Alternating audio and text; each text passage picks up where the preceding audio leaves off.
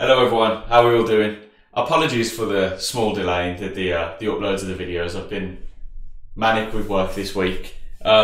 Before we start talking about anything serious, let's just quickly recap on the Walsall game from a few days ago. As I said, I predicted a Blues 2-0, and the game wasn't, quite what we expected. We had, what was it, 8 people who had never started a game before, 5 debutants, 10 changes in total. Chris Davies said he was sort of experimenting with the squad, and you could definitely see that. It was, if you're looking at it from the outside in, it's a poor performance. But, I think there's enough mitigating circumstances to be able to look at that and go, it's not that big of a deal. First of all, it's a Bristol Street Motors trophy. It's really not that big of a deal. And I know it's sour, it's probably sour grapes, like, oh, if you won, it would have been the biggest thing ever. Genuinely, no. Everyone knows the league takes precedent this season, so the Bristol Street Motors is the closest thing you're going to get to a chance to experiment, a bit almost as if it's a friendly. I get it from Chris Davies and the team's point of view. I do get it. Obviously, Walsall fans, I've never. It's like the World Cup final for them. They get to play the Mighty Blues, so it's perfectly understandable. I'm glad they enjoyed the day out. Yeah, okay, so, looking at the starting lineup, I think the biggest question going into that game, and as soon as the Jay Stansfield transfer got announced, is where does he fit in this team and how does Alfie May fit into this team? And it's going to be a weird dynamic. And it certainly was, looking at the game. Jay Stansfield barely touched the ball. When Alfie May got the ball, he opted to shoot rather than maybe lay off a teammate that could have, been for the betterment of the team in general, sorry. It was a very weird game. It was a boring game, in my opinion. A bit of a midfield battle. Christian Clara looked as good as he always does, and he, for me, was kind of the only standout in that. It was a there's not much to talk about. It was a boring game. It was a brilliant goal from Walsall. Charlie Larkin, the former Blues player, Charlie Lakin. I'm not sure how you say it. Lakin, I think it is. Yeah, great goal. You can't be getting beaten with the ball over the top, but the lads have already said that in the interview, so, it's not something they need to discuss. Look, it was an experiment. He was just playing with the team. That's all it is. Don't worry about it. And to be fair, I don't think none of us have the answer, because we're still left asking the question, how do you figure it out? If you're going to play the 3 in behind the 9, does Jay Stansfield take the role of the 9?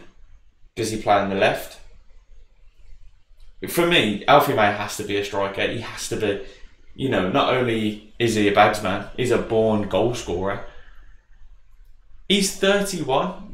I'm not really interested in trying to get Alfie May to learn anything new, if that makes sense. We know what he's good at. We're happy for him to do that. If you're scoring 4 in 4 in the league, I don't want to mess with anything there. And I'm sure that's what Chris Davies is thinking. I think the question for Chris Davies was, does Stansfield play on the shoulder of him, or does he come in off the left? Does he come in from behind as a cam? He kind of played him as a cam, and Jay Stansfield barely got a touch of the ball, and when he did, he was quickly smothered. Look, it is what it is. I didn't expect, well, to be fair, I did expect a dominant performance in terms of possession, which is what we got. But this whole thing of putting teams to the sword and killing the game, that's really starting to get away from us. And it's not a worrisome problem yet, because as we said, look, the lads are still learning each other. Some of the guys have been been in the team for less than 3 days, when we had that match 4 days. I thought Scott Wright looked very direct. I thought Yokoyama's as much as he is direct, he is a bit one-dimensional. He's going to get the ball cut in and go for it. So you just kind of want to see a bit more versatility from the wingers. They all seem to want to come inside rather than stay on the outside. I do like the way Hansen does it. Hansen comes in and retains the ball. That's fine. But to see him go on the outside and maybe go for goal would be something different. Keeping opponents guessing. Yokoyama's going to come inside and have a shot. So maybe tell him to go on the outside, or if he is going to come in on the inside, lay off someone else. So it's just adding that versatility to the team. I did like the look of that Iwata Tomiyoko. The names are just killing me at the minute, man. I did like the look of him. Obviously, it's not really the game he would have wanted coming into it. I think the league games will be a bit more settled and well measured and thought out, which is where. But you know, he's going to work really well in that pivot where you were able to keep the pressure on. So when everyone's in and around the box, he can be the guy to, you know, you pass it back and he sends it out to the wing sends it back into him, and he can pick like that, kind of like a, you know, the Birmingham Sergio Busquets, something along them lines. You know, the anchor point of the team, I suppose. And then the pivot when obviously you're sitting a little bit deeper. But yesterday with him and Mark Leonard, during the Walsall game, it's kind of, we had that double pivot going, which is fine if you want to play a possession-based game, and is probably more suited to when you're actually winning a game. But playing a double pivot when you're trying to break down the team leaves you with a lack of options. I often find we have a lot of the ball in our half or the midfield, and never really in the final third. You know, playing a high line, you know, as soon as you do play a high line, you do fear balls over the top, which is what we conceded from. So maybe that's what they were paranoid of. It's all about finding the balance. As I said, Christo said it's an experiment. It's nothing to worry about. I'm not going to lie though, when we lost the penalty shootout, I thought we was out of the competition. I thought it was not. I have no idea how this thing worked. So apparently we drew the game, but we'll also take the extra point because they've done us on penalties. I've just got no idea. And we've got the Fulham under 21s and someone else. Is it Shrewsbury as well? Something like that. So I've got no idea how the whole thing works. So I was trying to look for a little map or a readout of how the competition looks, and it's kind of not many. Like, I don't really care if I'm honest. Yeah, the win's always nice. You always want your team winning, your strikers scoring and stuff like that.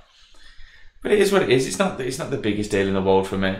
It was more the boring. If we would have lost and it was a brilliant performance, I'd be like, you know, not a problem.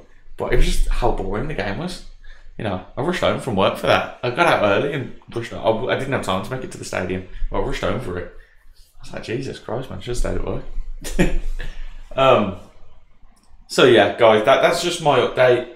Going forward, obviously we've got the international breaks now. I hate international breaks. Unpopular opinion, I don't. In the past years, under Southgate's England, I didn't even really support England, to be honest, in competitions or whatever. No care. But now with Lee Carsley, I'm feeling a little bit different, and maybe I'll even watch the game. I bet I didn't watch any of England's games in the Euros, believe it or not. Mainly because I was working a lot, but I didn't really care. I just don't care for international football. Just my opinion. Pre-season, it's friendlies. Who care? I just don't care. So yeah, when the team's back, we've got 450 seats left to sell for Wrexham, but that's going to be a massive Monday night. That's going to be a tough game. Tough game that's going to be. It's not going to be as simple as a 1-0, 2-0. I think if I could pick one thing to have from that game, yes, obviously the win, but it'd be great to get a clean sheet, because Wrexham love a goal. They can score a goal, and we can't keep them out. But if we could attack the game with that same intensity that we always have in the last 20-15 minutes, if we could start with that intensity and that purposeness, that direct, it's like at the start we often try to settle into the game, tire the opposition out, and then go for it at the end. But if you concede in that, the whole game plans out the window then, as we've seen in previous weeks. And as fun as a 92nd minute goal is from Scott Wright, it's not what you want to be relying on. And when you beat a team like Wrexham, it sends a message. You know, it's only them and Stockport are up in first with us now. It sends a message to everyone saying, we're serious, you know, if you're going to come to St Andrews. Yeah, so I don't know about you guys, but I've always thought this season we've looked more comfortable playing away from home than we have at home. And I don't know if it's the added pressure of St Andrews or the idea that we cannot lose this game. Maybe going away you just play with a little bit more freedom because you think, look, we're away. Pressure's on them as much as it is on us to get something out of this game. Look, it's only a short video today. Let me know what your guys' thoughts and opinions were going forward. We've got a lot of lads out on international duty, and as a result, the Exeter game has been pushed back. It's weird to have that problem in League One. I think we've got something like 5 or 6 international players at this point. Or is it Peacock, Farrell, the 2 Icelandic lads? Just a ton of people. It's a weird problem. Okay, a super short video today, just kind of my analysis on the game. I'm sorry I couldn't get it out sooner to you. Look, I'm going to try to keep these as regular as possible because work's picking up a lot for me now. I'll try keep on the post and pre-match analysis and maybe some game day vlogs, and hopefully we can get some streams going. If you guys would ever be interested in jumping on stream with me, I'll put the link in the description below. I've yet to do one, but if that's something you've been interested in, just drop it in the comments and let me know, Ben, because that's something I really want to get into doing. I feel like you can have a better relationship with subscribers, and you know what I mean, fans of the channel, I guess, and I feel like it's a very one-way format. I think, of course, we can communicate through the comments, but on Twitch I feel like it'd be something a bit more organic. So let me know how you guys would feel about that.